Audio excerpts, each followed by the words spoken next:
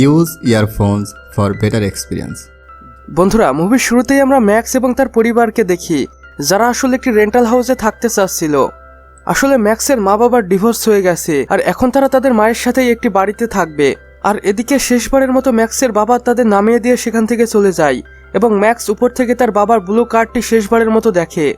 পরের দিন ম্যাক্স তার নতুন স্কুলে যায় এবং সেখানে গিয়ে সে সবার উদ্দেশ্যে একটি কবিতা পড়ে শোনায় এবং সেই কবিতাটি সেখানে উপস্থিত থাকা সকলেরই বেশ ভালো লাগে এবং তার এই কবিতাটি শুনে সেখানে উপস্থিত থাকা তাদের ক্লাস টিচার মিস্টার ওস্টার বেশ খুশি হয়। কিন্তু শিক্ষক ছিল মহা ঠারকি, যে সবসময় প্রায় স্কুলের বিভিন্ন ছাত্রছাত্রীদের সাথে ইন্টিমেট হতো এবং এবার তার নজর পড়েছে ম্যাক্সের উপর। সে ম্যাক্সকে একটু বাজাতে চায়। এরপর মিস্টার ওস্টার ক্লাসরুমে থাকা সকলের উদ্দেশ্যে বলে, আর কয়েকদিন পর কবিতা আবৃত্তির ইন্টারন্যাশনাল প্রতিযোগিতা হবে এবং যে সেখানে জিতবে সে $3000 পাবে। আর সেই দিন ক্লাস শেষে মিস্টার ওস্টার ম্যাক্সের সাথে পরিচয় হওয়ার চেষ্টা করে এবং কথায় কথায় ম্যাক্সকে বলে, তোমাকে যেভাবেই হোক ওই কম্পিটিশনে অংশগ্রহণ করতেই হবে, কারণ তুমি অনেক ভালো কবিতা আবৃত্তি করতে পারো। এরপরে ম্যাক্স বাড়ি ফিরে আসে এবং এসেই তার বোনকে সাহায্য করতে থাকে, কারণ এখন তার মা কাজের খোঁজ করছে এবং তাকে সেখান থেকে ফিরে আসতে অনেক রাত পর্যন্ত হতে পারে।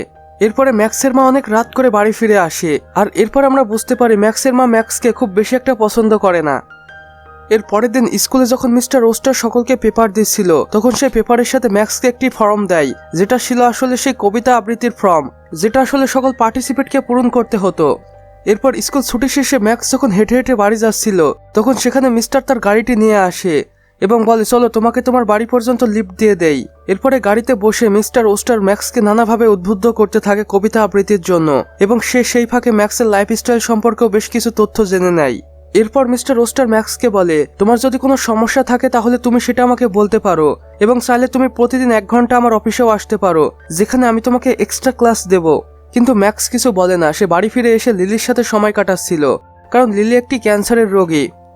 এর পরের দিন ম্যাক্স তার স্কুলে এক বান্ধবীর কাছ থেকে জানতে পারে মিস্টার ওস্টারের কাছে একটি বই থাকে আর সেই বইটি তারই লেখা নোবেল, যেখানে প্রচুর কবিতা রয়েছে এবং সে মেয়েটি মিস্টার ওস্টারের সম্পর্কে বলে সে খুব ভালো মানুষ, তুমি চাইলে তার সাথে সময় কাটাতেই পারো। এর পরের দিন আমরা দেখতে পাই ম্যাক্স মিস্টার ওস্টারের রুমে গিয়েছে এবং সেখানে গিয়ে সেই ফর্মটি পূরণ করে। আর এখানে মিস্টার ওস্টার ম্যাক্সকে নানাভাবে জ্ঞান দিতে থাকে কবিতার সম্পর্কে, আর এটা শুনে ম্যাক্সও বেশ উদ্বুদ্ধ হয়ে যায় এবং সে ভাবতে থাকে মিস্টার ওস্টার আসলেই অনেক ভালো মানুষ। কিন্তু ম্যাক্স বিন্দু পরিমাণও আজ করতে পারছিল না যে মিস্টার ওস্টার তার ব্যান্ড বাজাতে চাচ্ছে, আর যার জন্য সে এত নাটক করছে।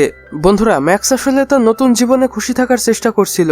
আর এরপর থেকে প্রায় প্রতিদিনই লাঞ্চের সময় মিস্টার ওস্টার এবং ম্যাক্স একসাথেই থাকে এবং ম্যাক্স বাড়ি ফিরে আসে এবং বাড়ি ফিরে এসে তার মাকে বলে, আগামীকাল স্কুলে পোয়েম কম্পিটিশন আছে, আমি চাই তুমি সেখানে উপস্থিত থাকো। কিন্তু ম্যাক্সের মা সরাসরি না করে দেয় এবং বলে, আগামীকাল আমার একটি জব ইন্টারভিউ আছে, তুমি তো জানো এখন আমাদের জবটা কত প্রয়োজন, আমি যদি এই জবটা পেয়ে যাই তাহলে আমাদের সকল সমস্যার সমাধান হয়ে যাবে। এর পরের দিনে ম্যাক্স তাদের স্কুলের কম্পিটিশনটি জিতে যায় এবং এখন তার সামনে বিশাল একটি বাধা এসে পড়ে, কারণ তাকে এবার ফ্লোরিডায় যেতে হবে আর সেখানেই যদি সে জয়লাভ করে তাহলে তাকে $3000 পুরস্কার দেওয়া হবে। আর এইবার মিস্টার ওস্টার ম্যাক্সের কাছে যায় এবং তাকে বলে, তোমার যদি কোনো সমস্যা থাকে তাহলে তুমি বলতে পারো, যেমন ফাইন্যান্সিয়াল প্রবলেম। কিন্তু ম্যাক্স এখানে মিথ্যা কথা মিস্টার ওস্টারকে বলে এবং সে বলে, টাকা পয়সার কোনো সমস্যা নেই, আমি ফ্লোরিডায় চলে যেতে পারবো। কিন্তু ম্যাক্সের কাছে আসলেই কোনো টাকা পয়সা কিছুই ছিল না। এরপরে ম্যাক্সের দিন ভালোই যাচ্ছিল। এরপর হঠাৎই একদিন তার বোন লিলি অসুস্থ হয়ে পড়ে এবং তাকে হাসপাতালে ভর্তি করা হয়, কিন্তু তার সেরে ওঠার কোনো নামগন্ধই ছিল না। আর এরপর হসপিটালের খরচ বাবদ তাদের কাছে থাকার সকল অর্থ খরচ হয়ে যায় এবং এক পর্যায়ে গিয়ে ম্যাক্সের বোন লিলি মারা যায় এবং লিলির মৃত্যুর খবর শুনে ম্যাক্স ও তার মা ভীষণভাবে শকড হয়। আবার অপরদিকে ম্যাক্সের ধীরে ধীরে ফ্লোরিডা যাওয়ার সময়ও এগিয়ে আসে, তাই সে কোনো কিছু না ভেবে তার মায়ের কিছু গয়না চুরি করে ফ্লোরিডার উদ্দেশ্যে রওনা হয়ে যায় এবং সেই গয়না বেচা টাকা দিয়ে ম্যাক্স ফ্লোরিডায় পৌঁছে যায় এবং সেখানে গিয়েই সে মিস্টার ওস্টারকে দেখতে পায়, যে আগে থেকেই ম্যাক্সের জন্য অপেক্ষা করছিল। আর এখন মিস্টার ওস্টার আর একদমই সময় নষ্ট করতে চায় না, তাই সে ম্যাক্সের সাথে ইন্টিমেট হওয়ার চেষ্টা করে আর ম্যাক্সও তাকে কোনো বাধা দেয় না, তাই তারা ইন্টিমেট হয়।